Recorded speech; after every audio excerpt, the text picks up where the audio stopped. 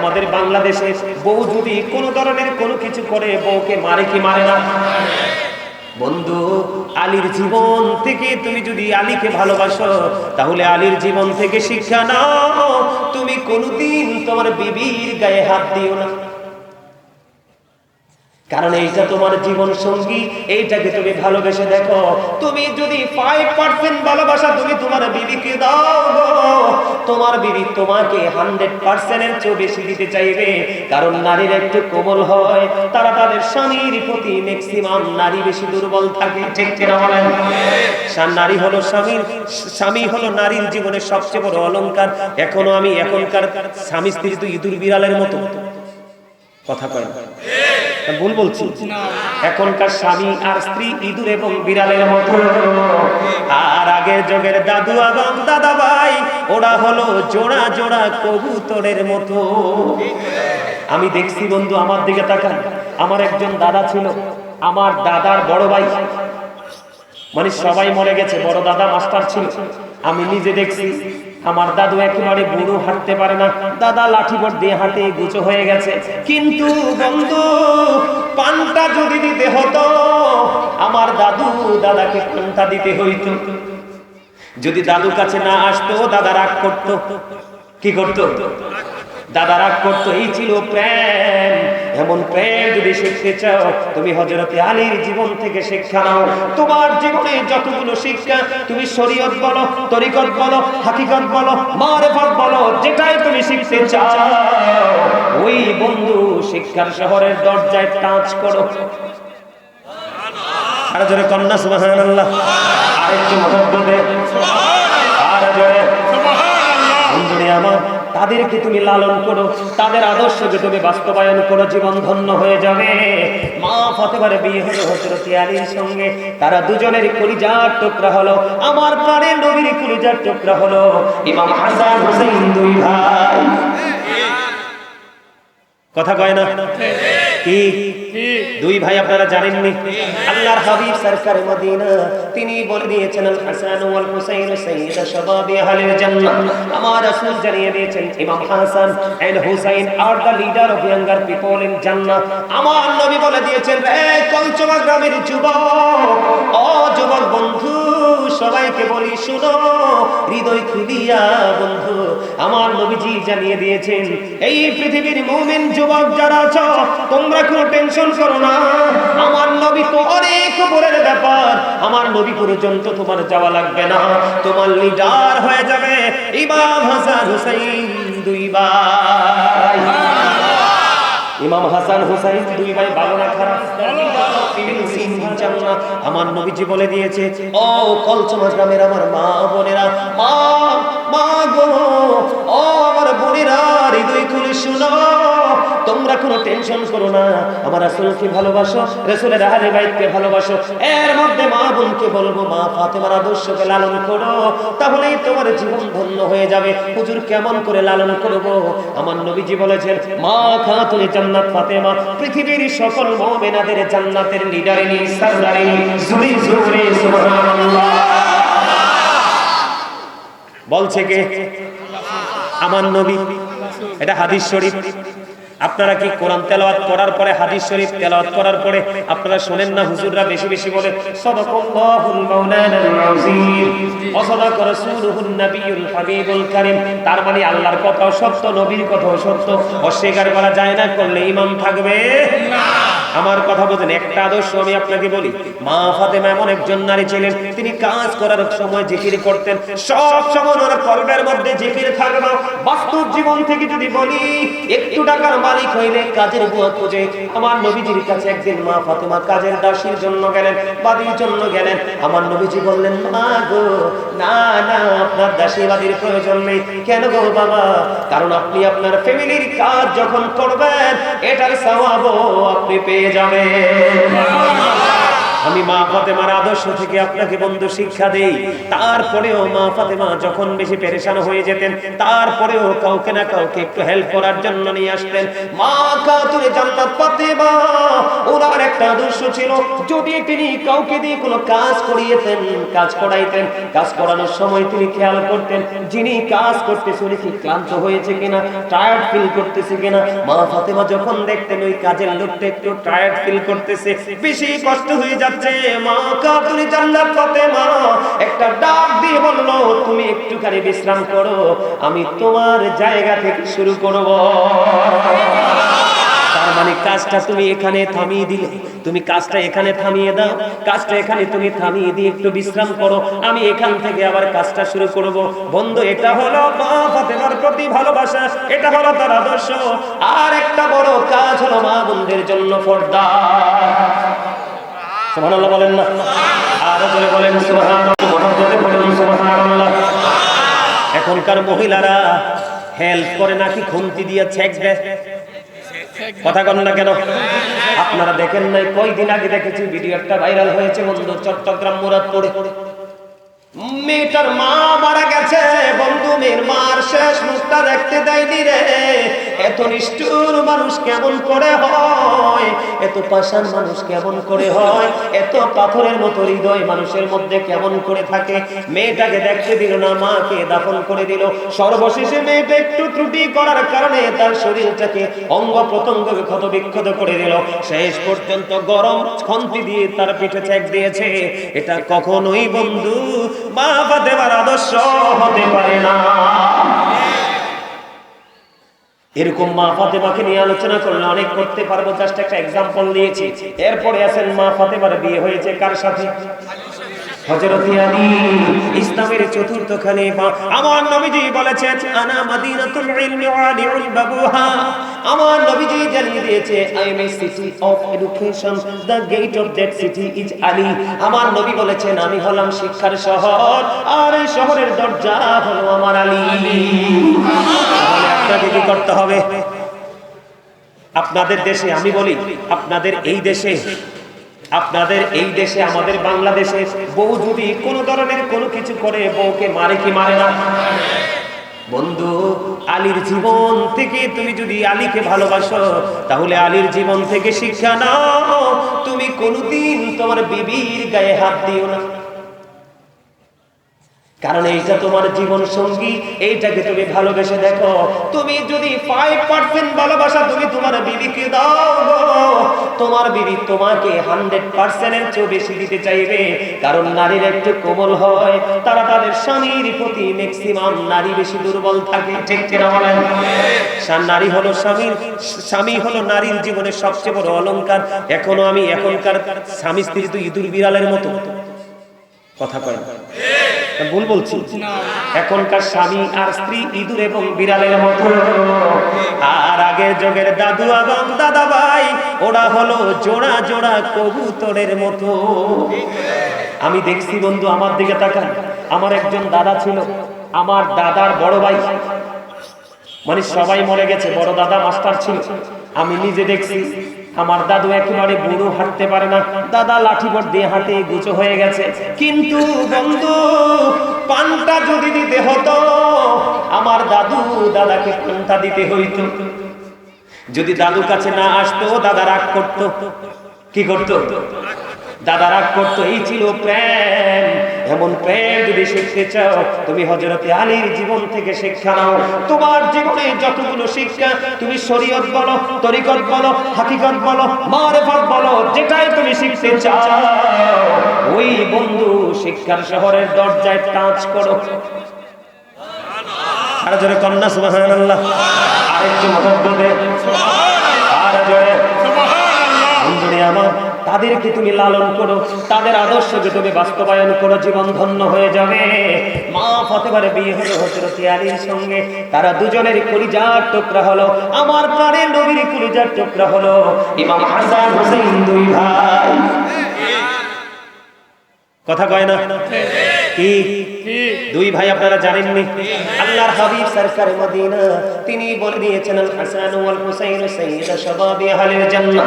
আমার রাসূল জানিয়ে দিয়েছেন imam Hasan and Husain are the leader of younger people in জান্নাহ।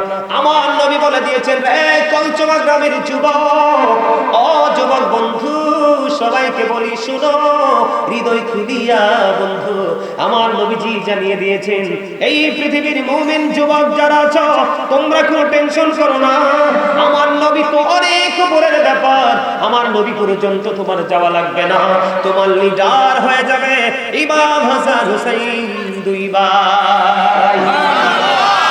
ইমাম হাসান হুসাইন দুই ভাই ভালো না খারাপ? ভালো। এত বেশি ভালো, অপূর্ব নিয়ামত একজন মুমিনের জীবনে। আমি আপনাদেরকে একটু एग्जांपल দেব বন্ধু, আল্লাহ তাদেরকে কত ভালোবাসে আর তারা কত সফট। আমি দুটো एग्जांपल দিয়ে আমি এখন থেকে বের হব, তারপরে আমি কোরআনে যাব বন্ধু। ওমা টাইম তো অনেক হয়ে গেছে, 1.5 ঘন্টা হয়ে গেছে। ও আজকে আরো চালামো? হ্যাঁ আর একটু করবো, আর একটু শেষ করি ওয়াজটা। আমরা রাগ হইতেন না তোকে, আরো জোরে বলেন, রাগ হইবেন আরো জোরে? রাগ যদি না হন তাহলে একটু গজল গাই, শুনবেন? আমার লেখা গজল শুনবেন?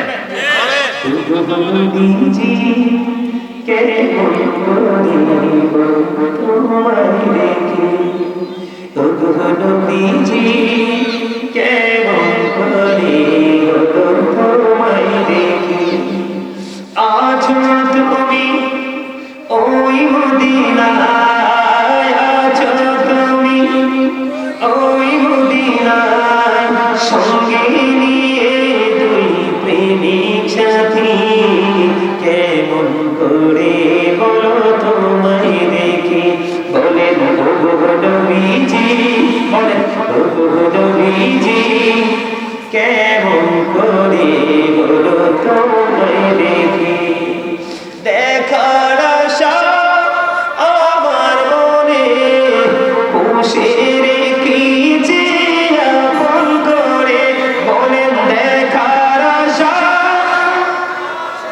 আমার মনে পুষে রেখেছি যতন করে, পাই যদি গো নবী তোমার দিদার, শীতল হবে মোর দুটি আঁখি, কেমন করে বলো তোমায় দেখি, বলেন নবীজি, কেমন করে বলো তোমায় দেখি। মারহাবা বলেন, আরো বলেন। আপনারা আমার ওয়াজে বিরক্ত হয়ে যেতেছে? আমাদের কুদরতি সাহেব আসছেন, চলে আসছে আমাদের কুদরতি সাহেব আজকের মাহফিলের যিনি প্রধান আলোচক, আমার ভাই হযরত মাওলানা মুফতি গাজী মোহাম্মদ সিরাজুল ইসলাম কুদরতি সাহেব, তিনি আপনার আমার মাঝে চলে আসছে। সম্মানিত উপস্থিতি, আপনার লাইট জ্বললে কিন্তু বাতির কাজ এটা কি হয়ে যায়? পাওয়ারলেস, মানে পাওয়ার থাকে না, ঠিক না বলেন? 500 পাওয়ারের বাল্ব চলে আসছে। আমি শেষ করে দিচ্ছি, আমি বুঝতে পারতেছি আপনাদের মেন্টালিটি কোন দিকে। তবে শেষ করে দেই আলোচনাটা, একটু মন দিয়ে শুনেন। মহাব্বতের একটা জায়গা, সেই জায়গাটা আপনারা বুঝে নেন, শিখে নেন, তাহলে জীবন বদলানো সম্ভব। আল্লাহ কেমন করে ভালোবাসে তার মধ্যে থেকে একটা एग्जांपल দিই। গতকালকে একটা দিয়েছিলাম ওখানে। বন্ধুরে আমার, আমার দিকে তাকান, আমার নবী, আপনার নবী, দু জাহানের বাদশা নবী, কলিজার টুকরা ইমাম হাসান হুসাইন দুই ভাই। বন্ধুরে আমার, এক গ্রাম্য লোক একদিন মান্নত করলো। আমাদের মধ্যে অনেক মানুষ আছে না, মাহফিল যখন হয় যে যে হুজুরকে ভালোবাসে বলে রে, মাহফিল কমিটিকে ডাইকা ডাইকা বলে, মাহফিল কমিটিকে বলে আমি হুজুরকে অনেক মহব্বত করি, উনি এবং ওনার সঙ্গীদেরকে খাওয়ানোর দায়িত্ব আমার। করে কি করে না? চট্টগ্রাম বন্ধু, আমি গেলাম আপনার ইয়াতে হাটহাজারীতে, একজন মুরব্বী একবারে চিকনা করে, একটা সময় নাকি তিনি অনেক গরিব ছিল, ওনার পাশে একটা অনেক বড় মাহফিল, তারা হুজুর দাওয়াত দিবে। ওই মুরব্বী শুনতে পাইছে যে ওখানে মাহফিল হবে, এবার মুরব্বী ডাক দিয়ে বলতেছে, মাহফিল কমিটিকে ডেকে বলতেছে, তোমাদের একটা টাকাও হাদিয়া লাগবে না, আমি একজনকে অনেক বেশি ভালোবাসি হৃদয় থেকে, সেটা হলো কুমিল্লার গাজী সুলাইমান আল কদরি সাহেব। তোমরা শুধু আমার এই হুজুরকে তোমাদের মাহফিলে দাওয়াত দিবা, খাওয়ানো পড়ানো হাদিয়া সব আমার দায়িত্ব। যাওয়ার পরে রীতিমতো অবাক হয়ে গেলাম। মাহফিল কমিটি একদিকে আর ওই মুরব্বী একদিকে, বন্ধু আরো কত গিফট আমার জন্য রেখে দিলেন, সেগুলো আমাকে দিলেন। ছেলে আসবে বিদেশ থেকে, আসার সময় ছেলেকে বলে দিল, ও বাবা গো, আমার একজন প্রিয় মানুষ আসবে আমার বাড়িতে, খালি কেমন করে দিব, শুধু হাদিয়া দিলে চলবে না, আরো কিছু দিতে চাই। তুমি আসতেছো, আমার হুজুরের জন্য কিছু স্পেশাল কিছু নিয়ে আইসো। এর মধ্যে সবচেয়ে বেশি পছন্দ যেটা বন্ধু, বড় একটা আতরের কৌটা, এটা বেশি পছন্দ হয়েছে, এখনো স্মৃতি হিসাবে আলমারিতে রেখে দিয়েছি। এই মুরব্বী যেন জীবনে আমার কলিজা থেকে যেন দূর না হয়, এই মুরব্বী যেন জীবনে কোনোদিন আমার মন থেকে যেন হারিয়ে না যায়। ওই আতরের বড় কৌটার দিকে তাকাইলে মুরব্বীর চেহারাটা দেখতে পাই, গায়ের মধ্যে গোস্ত নাই বন্ধু, একেবারে চিকনা, কিন্তু তার মাথা থেকে পা পর্যন্ত ভালোবাসায় ভরা। বন্ধু এই কথাগুলো বলতাম না, এটা বলার কারণ কি জানেন? আমাদের দেশে এখন কিন্তু অনেকেই মান্নত করলে কয় শিরক হয়ে গেছে।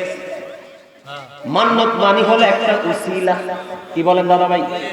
এই আল্লাহ, আমি হুজুরকে দাওয়াত দিয়ে একটু মিলাদ পড়াইবো, একটু খাবার খাওয়াইবো, এটার উসিলায় পোলার বিদেশের ব্যবস্থাটা করে দিও। এইরকম তো থাকে, ঠিক কিনা বলেন?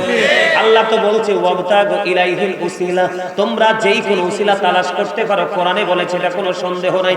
ঠিক তেমনি ভাবে ইমাম হাসান হুসাইন বন্ধু দুই ভাই ছোট্ট, আমার দিকে মন দিয়ে শোনেন।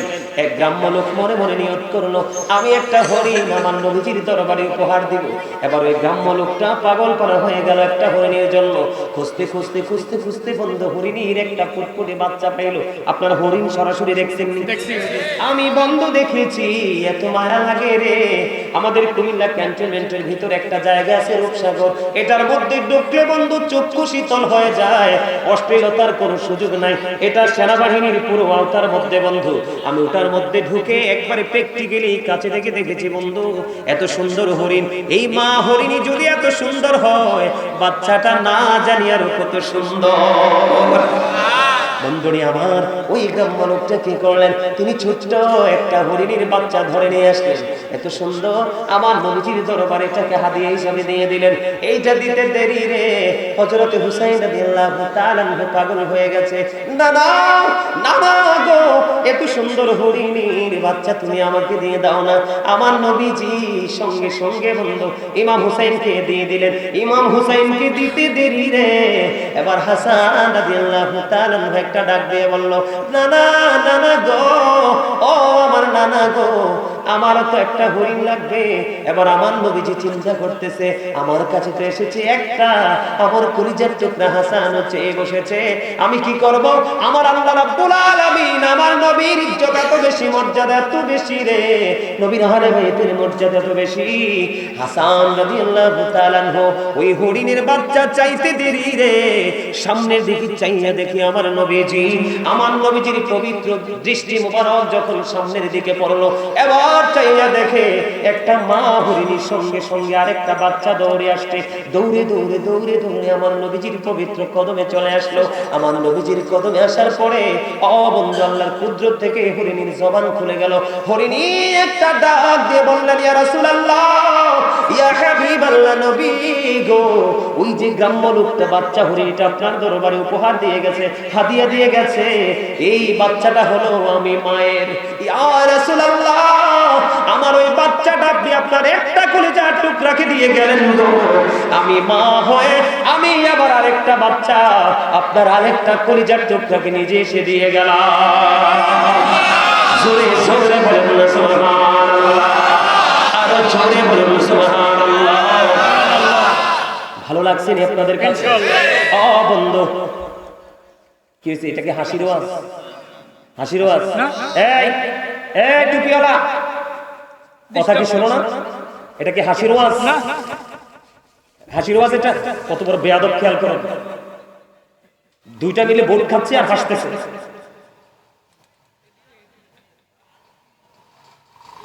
স্বর্ণকার কামার কখনো স্বর্ণকারের কদর বোঝে না, মনে রাখবেন। আপনি যদি মাছ বাজারে গিয়ে সবজি খুঁজেন, আপনার মতো বোকা আর কেউ নেই। আমি বলি, যেই দিন এই বাংলাদেশ থেকে, এই বাংলার জমিন তথা এই পৃথিবী থেকে যেদিন আমার নবীজির পবিত্র প্রেম মুছে যাবে, নবীর আহলে বাইতের প্রেম মুছে যাবে, সেদিন শুধু কোরআন কোরআন কোরআন কোরআন বলবে, আর সেই দিনই কিয়ামত হবে। ঠিক কি বলেন? আপনি কি মনে করেছেন এখন দেখবেন আমাদের দেশে অনেক মৌলবী আছে, কোরআনের ওয়াজ, কোরআনের মাহফিল, হাদিস কোথায় গেছে? হাদিস কোথায় গিয়েছে? হাদিস শরীফের মধ্যে এসেছে আমার নবী হেলানরত অবস্থায় ছিলেন। মনে রাখবেন, এগুলো শিখে রাখেন। আমার নবীজি হেলানরত অবস্থায় ছিলেন। আমার নবী হেলান থেকে সোজা গেলেন, সোজা হয়ে গেলেন, বসে গেলেন। আমার নবীজি বলতেছে, আমি আমার উম্মতগুলোকে যেন কোনোদিন এমন অবস্থায় না পাই যে আল্লাহর কোরআনে আছে যা তাই মানবো, আল্লাহর রাসূলের হাদিস মানবো না। আমি এমন অবস্থায় যেন কোনোদিন আমি আমার উম্মতকে না পাই। এখন কিন্তু আমাদের দেশে কোরআন ওয়ালা বেরিয়ে গেছে, মনে হয় যে তা কোরআনটা শুধু তাদেরই, আমরা না। আছে না নাই? আরে আরে জোরে বলেন, আছে না নাই? যার মুখে শুধু কোরআনের কথা শুনবেন, হাদিস নাই, মনে করবেন এখানেই ঝামেলা। যেখানে শুধু আল্লাহর কথা আছে, নবী নাই। আপন নূর হইতে খোদা হাবিবে নূর করলেন জোড়া, জশমানিল এশকের দরিয়ায় রে সময় যায়, পড়ো দরুদ নবী মুস্তাফায়, পড়ো দরুদ নবী মুস্তাফায় রে সময় যায়, পড়ো দরুদ নবী মুস্তাফায়। ওই আমার আল্লাহ যখন ছিলেন একা,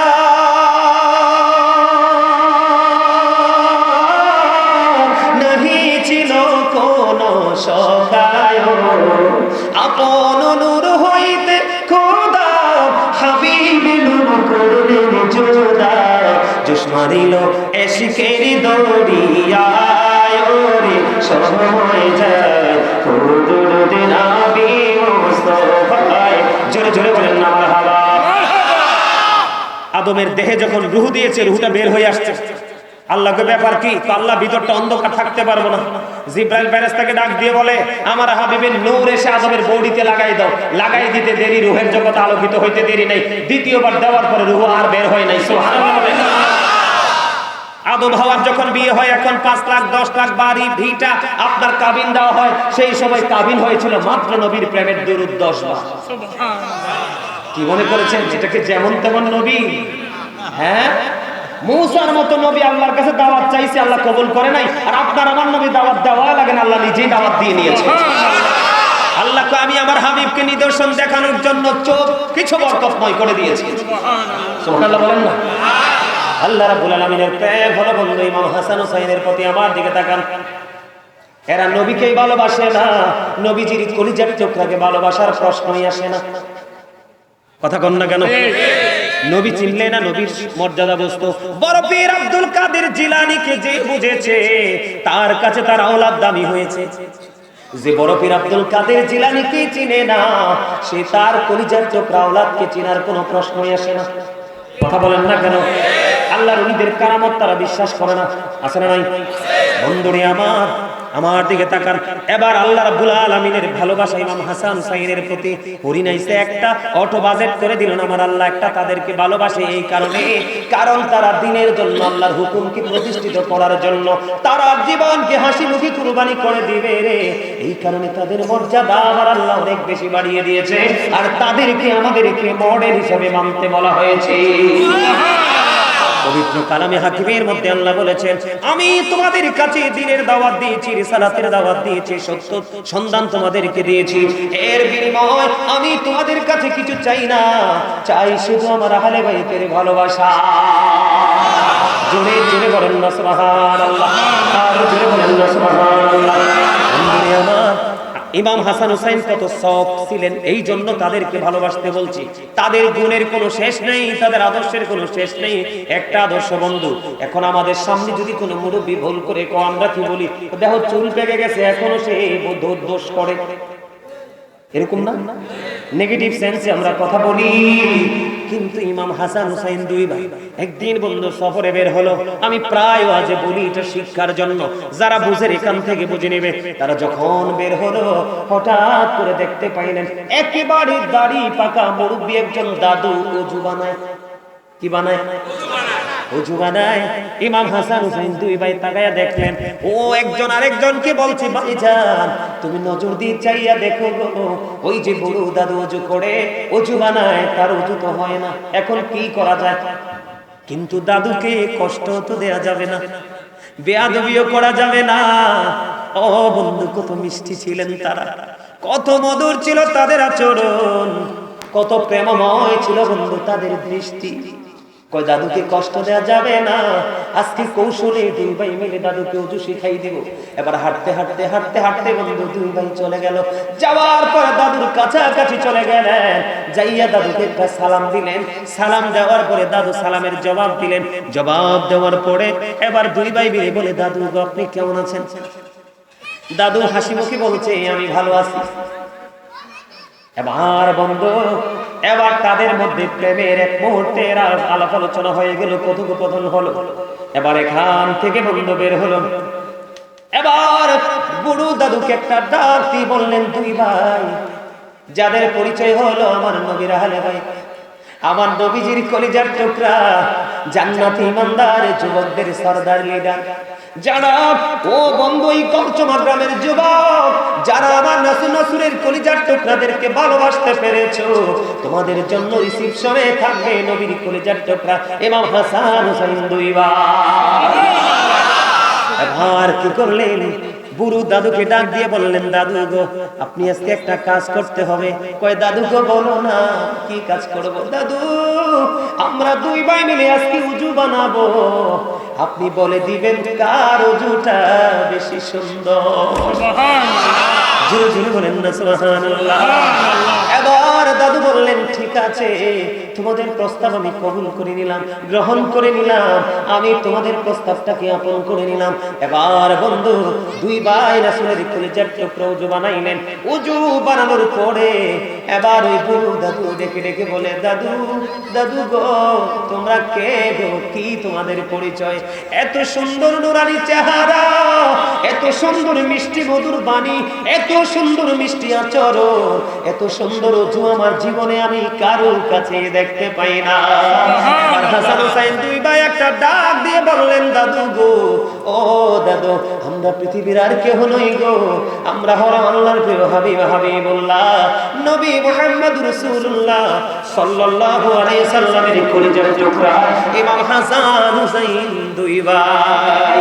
এই কথা বলতে দেরি এবার বন্ধু ওই বুড়ো দাদু ডাক দিয়ে বললেন, দাদু গো তোমরা দুই ভাইয়ের ওযু এত সুন্দর হয়েছে, বরংস আমার ওযুটাই হয় না।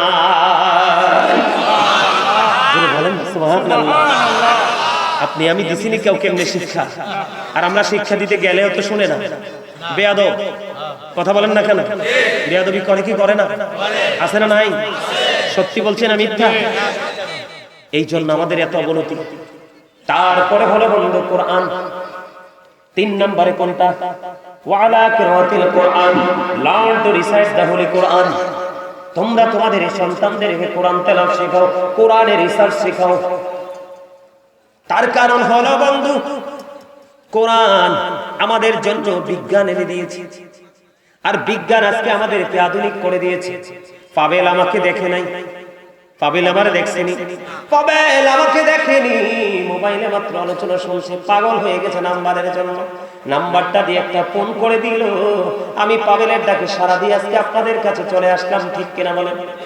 এটা সহজ হয়েছে বিজ্ঞানের কারণে। বিজ্ঞান এনে দিয়েছে বন্ধু কোরআন, কোরআন এনে দিয়েছে আপনার আমার প্রাণের নবী। এই কারণে আমি প্রায় সময় বলি বন্ধু, বিজ্ঞানীদের বিজ্ঞানী এমন দয়াল নবী আর হায়বানি, এমন দয়াল নবী খুঁজা হায়বানি, বিজ্ঞানীদের বিজ্ঞানী বিজ্ঞানীরা রক্ষে যদি চাঁদের দেশে যায়, নবী রক্ষে চাঁদা মেরা শরীর চাঁদ, বিজ্ঞানীরা রক্ষে যদি চাঁদের দেশে যায়, আঙ্গনাবে রকেট ছাড়া মেলায় শোনে যায় আরে ওই যুগে কি রকেট বিমানে পৌঁছিল নি বলো ওই যুগে কি বিজ্ঞানীদের বিজ্ঞানী অঙ্গনবীজি ঠিক কিনা বলেন তাহলে কোরআন বোঝার দরকার আছে নি কোরআন পড়ার দরকার আছে নি কোরআন শিখার দরকার আছে নি আপনি এইগুলো অর্জন করতে হলে রাসূলকে ভালোবাসতে হবে রাসূলের আহলে বাইতকে ভালোবাসতে হবে তাহলে আপনার জীবন এবং মরণ দুটোই হয়ে যাবে একেবারে ইজি একেবারে সহজ হয়ে যাবে ঠিক কিনা বলেন এখন এই জায়গায় যদি আপনি আসতে পারেন আল্লাহর হাবিবের প্রতি মুহাব্বত আল্লাহর হাবিবের আহলে বাইতের প্রতি মুহাব্বত কোরআনের প্রতি মুহাব্বত তখন আপনার জীবনে শুধু আলো আর আলো অন্ধকার আপনার আমার জীবন থেকে চিরতরে মুছে যাবে উপরে বসেন বসেন বসেন মুরব্বী মানুষ বসেন এই তো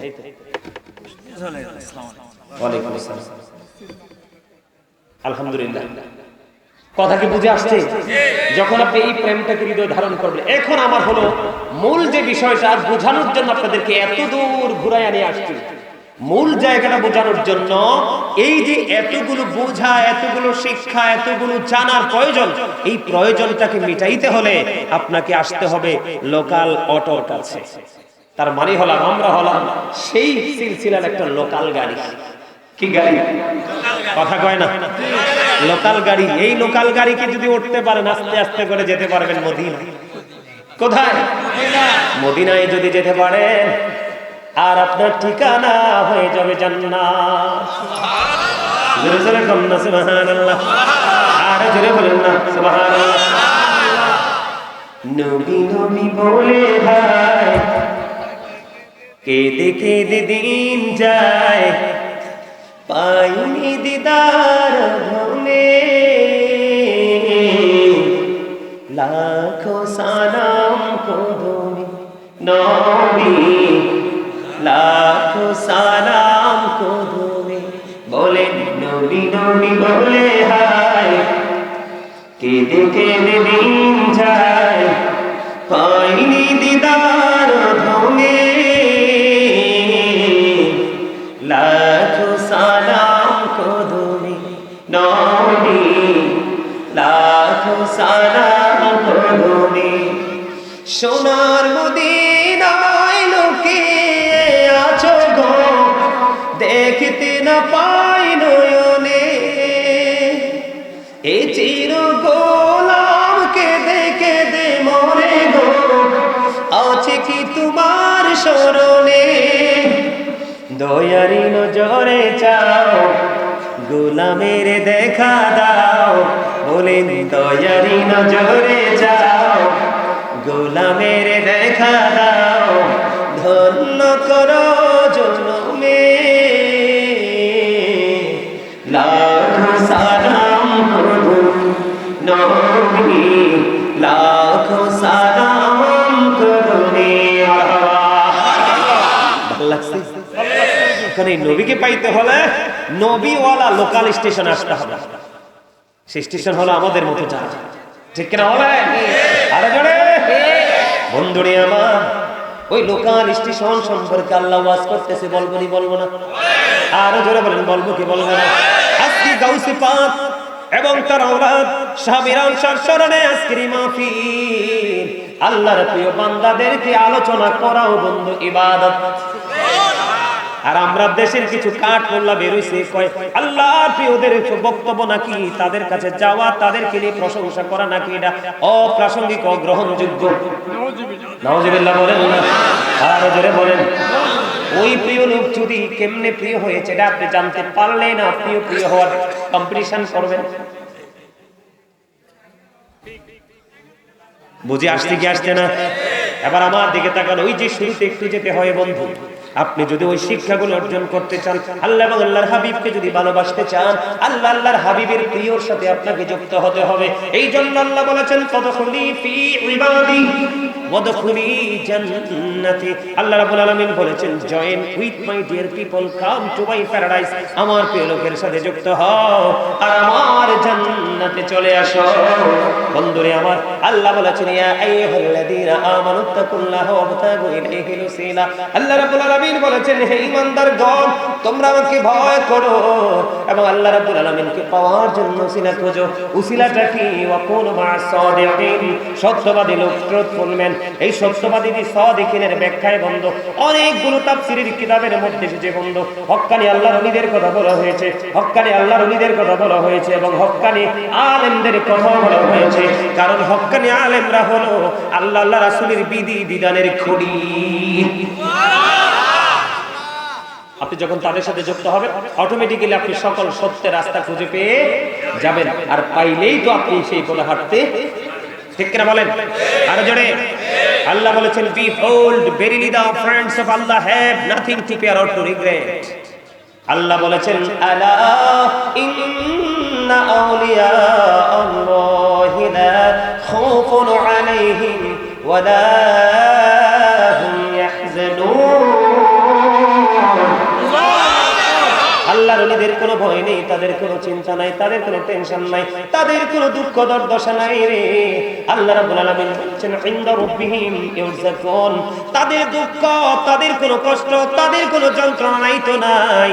আল্লাহ সূরা বাকারাতে বলে দিয়েছেন, আল্লাহ আল্লাহর প্রিয়দের জন্য জান্নাতে খাবার বরাদ্দ করে রেখেছে। They receive food from Allah.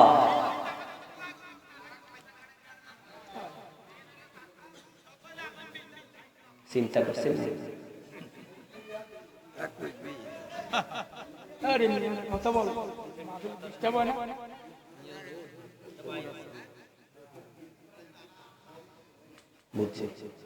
আরে শুধু বরাদ্দ দিছে, এরা খাইবে তো। খাওয়ার পরে বন্ধু তাদের কোনো পায়খানা হবে না, তাদের কোনো প্রস্রাব হবে না রে, তারা কোনো মলমূত্র ত্যাগ করবে না। একটা ঢেকুর আসবে, ঢেকুরের সাথে সব কিছু ফিনিশ হয়ে যাবে। তাহলে এই দলে ঢোকার দরকার না? যারা আল্লাহর ওলিদের মাজার ভাঙতে চায়, আল্লাহর ওলির দরবার গড়িয়ে দিতে চায়, আল্লাহর ওলির দরবারে গিয়ে জিয়ারত করাকে বেদাত বলে, শিরক বলে, এটাকে উড়িয়ে দিতে চায়, আপনারা কি ওই দলে থাকবেন না যারা মাজার ওয়ালা তাদের পক্ষে থাকবেন? ইসলাম আসছে মাজার ওয়ালাদের পক্ষে। হ্যাঁ, ভণ্ড থাকতে পারে, যিনি ভণ্ড আমরা তাকে স্পেসিফিক ভাবে আমরা বয়কট করি। কথা কয় না? আমরা কি কখনো ভণ্ডদেরকে সাপোর্ট দেই? কখনো দেই?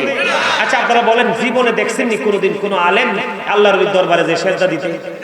হ্যাঁ, ওরা যে পছন্দ করে না, আল্লাহর ওলিদের সাথে দুশমনী আছে, এই জন্য তারা এখানে বেদাত টেদাত শিরিক টিরিক কয়ে বোকা মানুষকে বোকা বানায়। আসলে এখন কি মানুষ বোকা আছে? মহিলারা পর্যন্ত বুঝে যে এই দেশে ইসলাম আনছে, ওলিরা ভালোবাসতে তাদেরকে বাসতে হবে। যারা ওলিদের বিরুদ্ধে যায়, বিপক্ষে কথা বলে, তাদের সাথে আমাদের কোনো প্রেম নাই। ঠিক না বে ঠিক? আর জোরে বুঝি আসে? এখানে শুধু ক্ষান্ত নয়, আল্লাহ রাব্বুল আলামিন আরো বলেছেন, নাহনু আউলিয়াউকুম ফিল হায়াতিদ দুনিয়া ফিল আখিরাহ। আমরাই তোমাদের বন্ধু দুনিয়ার জীবনে এবং পরকালের জীবনে। আল্লাহ রাব্বুল আলামিন পবিত্র কালামে হাকিমে তিনি বলে দিয়েছেন, আল্লাহর ওলিরাই হলো আপনার সাধারণ মানুষের বন্ধু, দুনিয়াও বন্ধু, আখিরাতেও তারা আপনার বন্ধু। কোরআন থেকে বলছি, হাদিস না তো। আপনি হাদিস বললে না, বলতেন জাল হাদিস। ঠিক না ঠিক? কোরআনকে জাল বলার সুযোগ আছে নি? We are your protecting friends in the life of the world and in the hereafter. আমরাই তোমাদের বন্ধু দুনিয়ার জীবন এবং পরকালের জীবনে। তাহলে এই আল্লাহর ওলিদেরকে ভালোবাসার দরকার আছে না নাই? তাদেরকে ফলো করার দরকার আছে না নাই? তাদের সংস্পর্শে থাকার দরকার আছে না নাই? আল্লাহ কি বলেছেন? আতিউল্লাহ ওয়া আতিউর রাসূল ওয়া উলিল আমরি মিনকুম। আল্লাহর অনুগত্য করো, রাসূলের অনুগত্য করো এবং তোমাদের মধ্যকার উলিল আমরদের অনুগত্য করো। তারা হলো হক্কানি আলেম এবং হক্কানি আল্লাহর ওলিরা। কথা কয় না? ওমা বুঝেন নাই? ওই সোজা কথা কই, এদিকে তাকান। বাড়ি বানাইতে হলে যাইতে হবে ইঞ্জিনিয়ারের কাছে। যদিও টাকা আছে, পয়সা আছে, দৌলত আছে, টেকনিক তো নাই। ইঞ্জিনিয়ারের কাছে যেতে হবে। আপনার ছেলেকে আপনি টিচার বানাবেন, টিচার খুঁজে বের করতে হবে। সব আছে রে, টিচিং দেওয়ার পাওয়ার তো নাই। কথা কয় না? আপনার বাড়ি বন্যার পানি আসলে ভেঙে যাবে, সম্ভাবনা আছে। আটকাতে হলে বিশাল বড় বেড়িবাঁধের প্রয়োজন আছে, আছে না নাই? এগুলো হলো বেড়িবাঁধ, হলো বাড়িটাকে সুরক্ষিত রাখার উসিলা। ডাক্তার হলো রোগী ঠিক করার উসিলা। মাস্টার হলো ছাত্রকে মাস্টার বানানোর উসিলা। আর ইঞ্জিনিয়ার হলো বাড়ি বানানোর উসিলা। কিন্তু আল্লাহু খায়রুল মাকিরিন, কৌশল কিন্তু আমার মালিকের হাতে শ্রেষ্ঠটা। এখন সব আপনি মানেন, আল্লাহর ওলির কাছে যাইতে কইলে আপনি মানেন না, আপনি কোন মুসলমান? কথা কন, আপনি কোন কিতাব পড়েছেন? ঠিক তেমনি আপনি আল্লাহ পর্যন্ত যেতে হলে, রাসূল পর্যন্ত যেতে হলে, আপনাকে প্রথমে আসতে হবে হক্কানি আলেম এবং হক্কানি আল্লাহর ওলিদের কথা। আপনাদেরকে আরেকটা কথা বলে দিই, অনেক ফিতনা আমাদের মধ্যে প্রকাশিত হচ্ছে। নতুন নতুন কোন তথ্য, নতুন নতুন কোন কথা শুনবেন। এখন দুরূদ পড়লেও কয় বেদাত, মিলাদ পড়লেও কয় বেদাত। আচ্ছা, মিলাদ নামে আমরা যে আমলটা করি, এটাকে বেদাত বলার কোনো কারো ক্ষমতা আসেনি? কথা আছে? আমরা বলি মিলাদ, কিন্তু এটাতে কি করি? কোরআন তেলাওয়াত করি, জিকির করি, দুরূদ পড়ি। এগুলোকে কিয়ামত হয়ে যাবে, তারা মুখে শুধু বলতে পারবে দূরে দূরে এগুলো নাজায়েজ বেদাত, কিন্তু প্রমাণে তারা দিতে পারবে না। এই নিয়ে জুম্মার দিনে নবীকে ভালোবাসে 80 বার দুরূদ পড়লে 80 বছরের সগীরা গুনাহ মাফ। দাইলামি শরীফের মধ্যে যে হাদিস কানা, হাদিসের রাবী হলেন হযরত আনাস রাদিয়াল্লাহু তাআলা আনহু। আমার নবী, আপনার নবী, তিনি বলে দিয়েছে, মদিনাওয়ালার পাগল, কেউ যদি দুনিয়ার বুকে থেকে যদি মাত্র প্রতিদিন যদি বন্ধ 1000 বার যদি দুরূদ পড়তে পারো গো, জান্নাত না দেখা পর্যন্ত মরণ হবে না। আমরা মিলাদে তো দুরূদই পড়ি নাকি অন্য কিছু? হ্যাঁ, মিলাদকে বেদাত ফতোয়া দিয়ে উড়িয়ে দিতে চায়। কিন্তু যেই বাড়িতে গান বাজনা, এখানে আলেম ওলামা আছেন নিশ্চয়ই, অনলাইনে মানুষ শুনতেছে, যেখানে গান বাদ্যযন্ত্র হবে এটা হারাম, এখানে কোনো কিছুকে হালাল বলার ক্ষমতা কারো নাই। নবীর মিলাদ নামে আমরা দুরূদ পড়ি, জিকির করি, নবীকে দাঁড়ায় সালাম দেই, কয় বেদাত। আল্লাহ রাব্বুল আলামিন সূরা ফাতির মধ্যে বলে দিয়েছেন, তুআযিরুহু ওয়া তুওয়াক্কিরুহু। আল্লাহ বলেছে, help him and respect him, তোমরা আমার হাবিবকে সাহায্য করো এবং সম্মান করো। দাঁড়ানো কি সম্মান নয়? সাহাবীরা কি নবীর সামনে বসেছিল না দাঁড়াইছিল? যারা হজে গেছেন তারা দেখছেন, মদিনাতে নিয়ে নবীজির রওজা মোবারকে এই প্রথম গেট দিয়ে ঢুকবেন, আপনি 1 সেকেন্ডের জন্য দাঁড়াতে পারবেন না, দাঁড়াইলে ধাক্কায় বের করে দিবেন। ঠিক কিনা বলেন? বলবি আল্লাহ হাজি তারিখ তারিখ। আমি যখন গেছি আমাকে ধাক্কা দিছে, কয়টা তোমার দাঁড়ায় থাকার জায়গা না। এখানে অন্য নবীর প্রেমিকরাও নবীকে সালাম দিবে। সুবহানাল্লাহ বলেন না? আরো জোরে বলেন না? সাহাবায়ে কেরামের ইতিহাস খুঁজে দেখলাম, তারা নবী দাঁড়ায় সম্মান করছে। হাসান ইবনে সাবিত তো মসজিদে নববী মিম্বরে দাঁড়ায় দাঁড়ায় নবীর গুণগান গাইছে। কিও এখন আপনি আমি দাঁড়াইলে বলে বেদাত, আল্লাহকে সম্মান করো। আমরা নামাজ পড়ি, রোজা করি, যাই করি, নবীকে ভালোবেসে সবই সম্মান। এর মধ্যে দাঁড়ানোটাও কথা কর না কেন? একজন আলেম আসলে, একজন টিচার আসলে, একজন সমাজের অনারেবল পারসন আসলে আমরা দাঁড়াই যাই। তো এর ক্ষেত্রে যদি আমরা দাঁড়াইতে পারি, তাহলে নবীর ক্ষেত্রে দাঁড়াতে পারি না? এখন আপনি বলবেন, হুজুর নবী তো চলে গেছে, যেতে বলে নবী চলে গেছে তারও ইমান নাই। নবী তো সাময়িক সময়ের জন্য চলে গেছে। আল আম্বিয়া ওয়া আহইয়াউ ফি কুবুরিহিম ইউসাল্লুন। নবী রাসূলরা তারা আপন আপন রওজায় জিন্দা, তারা নামাজরত অবস্থায়। সম্মানিত উপস্থিতি, বললে অনেক বলা যাবে। আগামীকাল আমার অনেক দূরের প্রোগ্রাম, আমার ওখানে যেতে হবে। আমি সত্যি বলি, যদি জানতাম এই প্রোগ্রামটা সত্যি আমি আসতাম না। পাবেলের কথা মনে আছে, কিন্তু মাহফিলটাকে এটাই মনে পড়ে না। যখন এসে রাস্তা দেখছেন কাল্লারে, আমি গাড়িতে গেছি, যদি জানতাম এই মাহফিলটা আমি জীবন আসতাম না। গত বছর লাঞ্ছনা বুক করে গেছি। জিব্বাত কামড় দিয়েছেন কি লেহাসা কথা, আল হক কুমুরুন, হক কথা তিতা। কি হক কথা, হক কথা তিতা, কিন্তু আল্লাহ কয় আকুলু কাওলান সাদীদা, সে দা রাইট থিং। সত্য কথা বলো, সঠিক কথা বলো। আমি কিন্তু আপনাদেরকে ঘৃণা করে বলি নাই, বলছি মজা করে। তো আশা দেখি আপনাদের লাভ হইছে না লস হইছে? বেশি বেশি করে দুরূদ পড়বেন, বেশি বেশি করে জিকির করবেন, এটা নবীর প্রেমের অংশ। আল্লাহ বলেছে, remember me then I will remember you. তোমরা আমাকে স্মরণ করো, আমি তোমাদেরকে স্মরণ করব। ফাযকুরুনি আযকুরুকুম। সুবহানাল্লাহ বলেন না? কেমনে আল্লাহকে কেমনে করব? আল্লাহ কো ফাযকুরুল্লাহ কিয়ামান, দাঁড়িয়ে দাঁড়িয়ে জিকির করো, কুউদান বসে বসে করো, ওয়া আলা যুনুবিকুম শুয়ে করো। তারপর জিকির বন্ধ করা। জিকির ইজ দ্য হার্ট মেডিসিন, জিকির হলো হার্টের ওষুধ। যত জিকির করবেন হার্ট তত স্ট্রং থাকবে। এই মানুষ কি কইতেছে? কথা কি বুঝতে পারছেন? ইয়া আইয়ুহাল্লাযীনা আমানু যিকুরুল্লাহা যিকরান কাসীরা ওয়া সাব্বিহুহু বুকরাতান ওয়া আসীলা। আল্লাহ ইমানদারদেরকে ডেকে বলেছেন তোমরা বেশি বেশি করে আল্লাহর জিকির করো, সকাল থেকে সন্ধ্যা আল্লাহর পবিত্রতা ঘোষণা করো। জিকিরে লাভ না লস? এই দেখেন টিস্যুটা হাতে নিছিলাম, নি দেখছিলেন নি শুরুতে? নিয়ে কি করছি, যখন কথা বলতে বলতে একটু থুতু আসছে এটাকে মুছে দিয়েছি, পরিষ্কার হয়ে গেছে না? অথবা মুখে একটু মেরিল বা বেসলিন দিয়েছি, এটাকে ক্লিন করে দিলাম। অথবা হাঁটতে লাগলাম, কোনো পোকামাকড় আসলো, তাদের কোনো বিষটা এসে লাগলো, অথবা যে কোনো একটা এক্সাম্পল লাগলো, ময়লা পরিষ্কার করে দিলাম। বন্ধুরে আমার, যে কোনো জিনিসকে পরিষ্কার করার একটা উপকরণ আছে, কিন্তু মানুষের মনের ঘরের ময়লা দূর করার উপকরণ হলো মাওলার জিকির। আল্লাহর হাবিব বলে দিয়েছেন তোমরা যখন জিকির করো এমন ভাবে জিকির করো মানুষ দেখতেই যেন তোমাদেরকে পাগল বলে। হাদিস শরীফ এসেছে এমন ভাবে জিকির করো মানুষ যেন তোমাদেরকে পাগল বলে। জিকির দুই ভাবে করা যায়, জবান এবং অন্তর। আল্লাহর হাবিব জানিয়ে দিয়েছে জবান এবং অন্তর দুটো দিয়ে করা যায়, তবে দুটো মিলিয়ে যে জিকির করা হয় এটাই হলো সবচেয়ে উত্তম জিকির। আরো বড় মজার খবর, আজকের এই গ্রামের মানুষ যারা আসে নাই এতটাই কপাল পড়া। বন্ধুরে আমার, আমি আপনাদেরকে বলে দেই এতটা কপাল পড়া। আল্লাহর হাবিব জানাইছে কেউ যদি 1 বিঘা পরিমাণ আসে তাহলে আল্লাহ তার দিকে 1 গজ পরিমাণ আগাই আসে। কেউ যদি 1 হাত পরিমাণ আগায়া যায় আল্লাহ 2 হাত পরিমাণ আগায় আসে। কেউ যদি হেঁটে হেঁটে আসে আল্লাহ তার দিকে দৌড়ে দৌড়ে আসে। মনু, আমি তো একবারে শেষে করতে বসে রয়েছি, আমি তো হুজুর আসলে তো ছেড়ে দিব, তোমরা ওনাকে নিয়ে আসো। ও মনু, হেইয়া মই বুঝতে আসছি। সম্মানিত উপস্থিতি, আর আলোচনা করছি না, অনেক লম্বা আলোচনা হয়ে গেছে। ভাবছি 1.5 ঘন্টা আলোচনা করবো, 1.5 ঘন্টায় তো প্রতিদিন ওয়াজ করতে হয়। কথা বলতে যাই হোক, আজকে আপনারা প্রথম দিকে দেখে ভালো লাগছে না, আপনারা যারাই এখানে উপস্থিত হয়েছেন সবচেয়ে বেশি মজা লাগছে যখন আপনাদের মনোযোগটা আমার দিকে ছিল, এটা অসাধারণ ছিল। আমি একদম সিরিয়াসলি বলছি, আপনাদের বসা এবং দৃষ্টিভঙ্গি ছিল অত্যন্ত চমৎকার।